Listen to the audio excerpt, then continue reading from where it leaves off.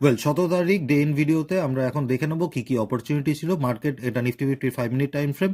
Market এখানে open হয়েছে, open হওয়ার পরে কিন্তু একটা চ্যানেলের মধ্যে দিয়েই চলেছে, যেই চ্যানেলটার upper line, middle line and bottom line তিনটেরই কিন্তু মার্কেট রেসপেক্ট দেখিয়ে এখানে কিন্তু ব্রেকআউট দিয়েছে।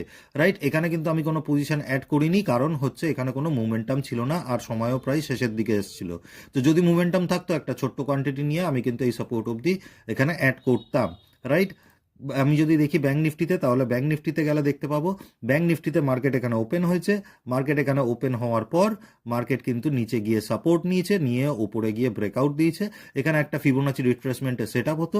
এখানে রিটেস্টে যদি পজিশন অ্যাড করতে 1:2 এর কাছাকাছি কিন্তু আমরা এখানে টার্গেট পেতাম, কিন্তু আমি আজকে এখানে কোনো পজিশন অ্যাড করতে পারিনি, কারণ আমি সকাল থেকে অন্য একটা কাজের মধ্যে ব্যস্ত ছিলাম। সো তারপরে কিন্তু মার্কেট সাইডওয়েজ রয়েছে, আর নতুন কোনো পজিশন অ্যাড হবে না।